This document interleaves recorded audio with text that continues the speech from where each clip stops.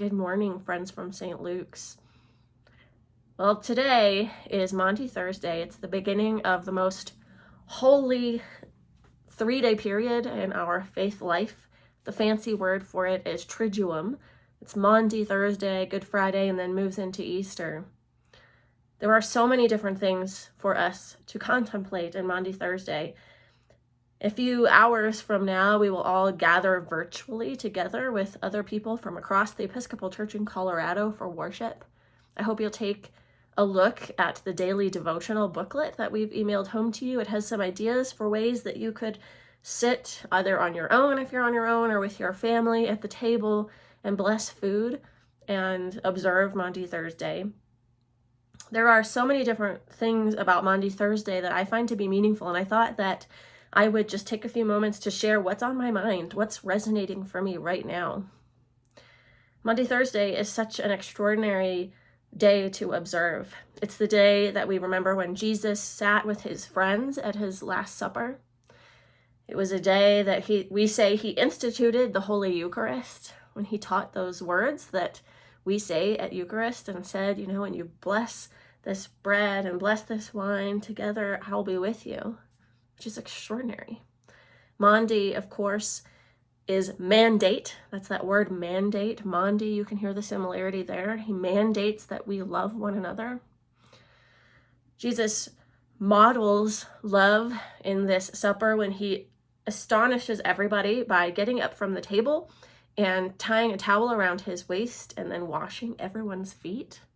That's something no one expected him to do. He models a servant kind of love. And then after dinner, Jesus goes out to the Garden of Gethsemane to pray. And he asks his disciples to stay awake and keep watch. And as he prays, he knows the pain that he's about to go through. He knows what he's about to endure and prays, oh God, if it's possible, maybe this will pass over me, but your will be done. There wasn't really any way for Jesus to get out of the pain on that day, but he sat in prayer knowing that God is with him anyway. This day will mean different things for all of us in this time. God's word is living in us all in different ways, and there's no one right way to think about it. But I thought I would share that for me today, what feels particularly poignant is the garden experience. Jesus went out into the garden, and I feel today on Maundy Thursday like I'm sort of living in a garden of sorts. As Jesus went out to pray, knowing what he was about to endure, knowing that great difficulty and pain was ahead of him, and then of course he was immediately taken after that to go and face Pilate. I feel that we're sort of in a similar situation. We're hearing in the news that the virus is likely to peak soon, that more death will come.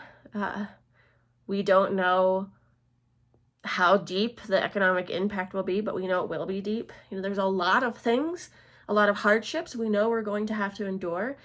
And my prayer, maybe like Jesus's, is please, may this pass over us. But I know God is with us through it all. I feel like I'm living into that Garden of Gethsemane moment right now with Jesus. One of the traditions in the church, and we would have been trying this out at St. Luke's had we been there together in person, is to, after the Maundy Thursday service or at the end of the service, to process the bread and wine over to a side chapel. We would have used our chapel space, and it becomes the Garden of Repose, the Chapel of Repose. And we sit in vigil.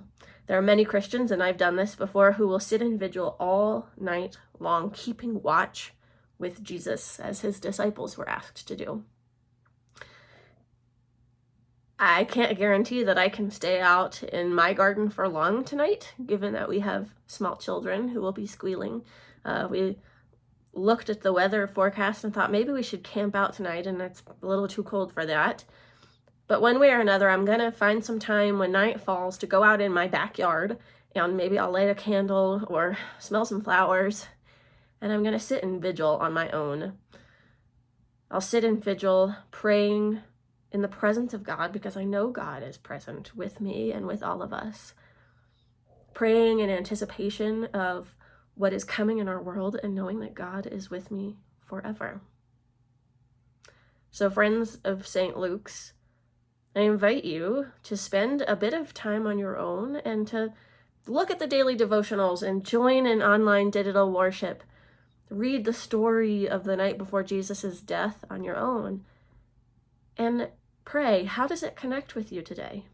Is there a particular practice that would feel meaningful for you today, whether it's washing feet in your house, blessing bread, going into the garden to pray? And all the while, through all of it, know that just as Jesus walked through trials in his life and did it knowing that God the Father was with him, so we walking through this Holy Week, this pilgrimage of pandemic, we walk not alone, but with the presence of God. And know that I am praying with you, in solidarity with you, from my home. And I know that we are all connected in heart. May God be with you. Amen.